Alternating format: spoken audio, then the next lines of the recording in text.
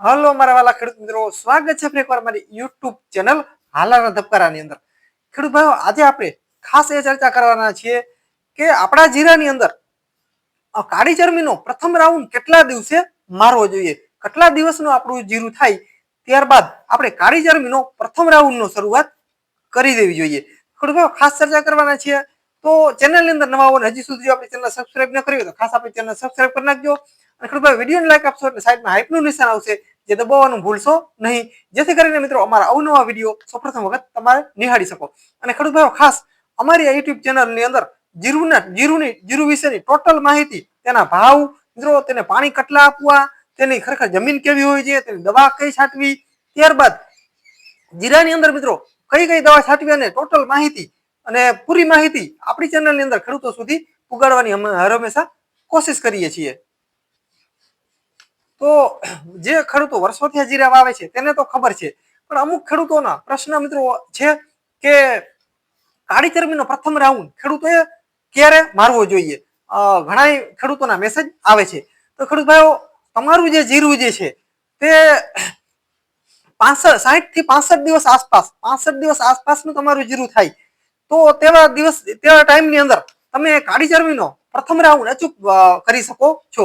પેલા આપણે ન કરાય, બને ત્યાં સુધી પેલા કરવાનો આવતો નથી, પણ 66 દિવસ આસપાસનું જીરું જ્યારે થાય તમારું, ત્યારે તમે કાળી ચરમીનો જે આવે છે રાઉન્ડ, તે પ્રથમ રાઉન્ડ તમે અચૂક આપી શકો છો. એની પહેલા જો તમારે ફૂગનાશક જો રાઉન્ડ મારવાના થતા હોય તો આપણે પીળો સુકારો છે, લીલો સુકારો જે છે તે મિત્રો તમે અત્યારથી જ મારી શકો છો. આ તમારું જીરું જે છે તે 40-45 દિવસ આસપાસ કે 30 દિવસ કે 35 દિવસ, તેનો મિત્રો કોઈ ફિક્સ ટાઈમ નથી. આપણે જે લીલો સુકારો અને પીળો સુકારો, આના માટે તમે અત્યારે દવાનો છંટકાવ કરી શકો છો. અને પાણી દ્વારા પણ તમે ડીપ દ્વારા કે જે કઈ હોય પાણી દ્વારા, તેના દ્વારા પણ તમે લીલા સુકારો અથવા પીળો સુકારો તમે જે ઈલાજ આવે છે તે તમે કરી શકો છો. પણ તે મિત્રો તમે ગમે ત્યારે કરી શકો છો. પણ આપણે જે કાળી ચરમી એટલે કે કાળીઓ, જે ખેડૂતો કાળિયા તરીકે ઘણા ખેડૂતો ઓળખે છે, અને તેને કાળી ચરમી વધારે ભાગે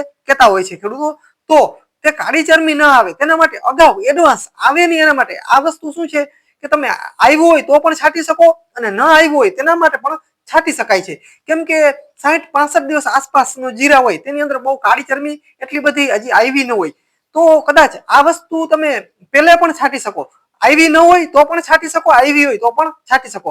હવે ન આવી હોય તેના માટે છાંટવાનું એટલા માટે કહેવામાં આવી રહ્યું છે કે ખેડૂત ભાઈઓ, આમાં એવું છે કે કાળી ચરમી એક રોગ એવો છે કે આવ્યા પછી તમારે રોકવો બહુ મુશ્કેલ થઈ જતો હોય છે.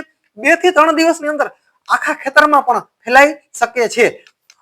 પણ તેના માટે મિત્રો પાણી પહેલા પાર બાંધવી એ જરૂરી છે. ગુજરાતીમાં કહેવત છે કે પાણી પહેલા પાર બાંધવી.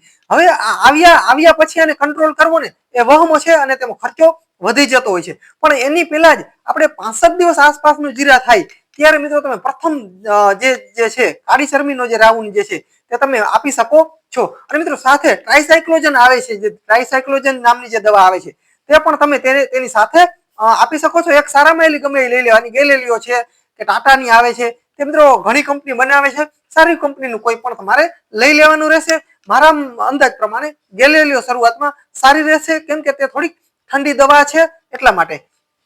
તો ગેલેલિયો તમે છંટકાવ 65 દિવસ આસપાસના જીરા તમારા થાય એટલે તમે અચૂક કરી શકો છો. અને બીજી વસ્તુ ખેડૂત ભાઈઓ, તમારે 65 દિવસ પછી જીરાને મિત્રો બને ત્યાં સુધી પાણી આપવાનું નહીં. જો તમે પાણી આપશો 65 દિવસ પછી, તો મિત્રો તમારે જે કાળી ચરમી જે છે તે આવવાની ફૂલ શક્યતા રહેલી છે. એટલે કે તમારે 45-50 કે વધીને 40-45-50 દિવસ આસપાસ લાસ્ટ પાણી તમે આપી શકો છો. ત્યારબાદ બને ત્યાં સુધી જીરાને પાણી ન આપવું જોઈએ. ઘણા ખેડૂતો આપતા હોય છે પાણી, પણ ન આપવું જોઈએ.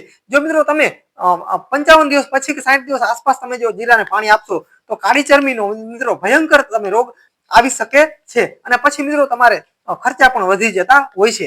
એટલા માટે જે કાળી ચરમી ન આવે તેના માટે એડવાન્સથી તમારે મિત્રો 60 દિવસનું જીરું થાય એટલે તમે કાળી ચરમીની જે દવાનો પ્રથમ રાઉન્ડ જે છે તે તમે મારી શકો છો, તેમાં કોઈ પ્રોબ્લેમ નથી. પણ ખાસ તમારે ત્યારબાદ પાણી આપવાનું નથી. જો તમે પાણી આપશો 60 દિવસ આસપાસ કે 50 દિવસ આસપાસ, તો કાળી ચરમીનો આગળના સમયમાં મિત્રો એટેક આવી શકે છે. એટલા માટે પાણી ન આપવાનું. ખાસ પાણી પેલા પાર તમે બાંધી શકો છો અને એડવાન્સમાં તમે રાઉન્ડની શરૂઆત કરી શકો છો કાળી ચરબીની. એટલે તમે આપનું જે જીરું જે છે 60 દિવસ ઉપર 65 દિવસ આસપાસનું થાય ત્યારબાદ મિત્રો તમે આરામથી કાળી ચરબીનો પ્રથમ રાઉન્ડની શરૂઆત કરી શકો છો. તો ખડુભાઈ વિડીયોની અંદર તમને ખાસ માહિતી મળી ગઈ હશે.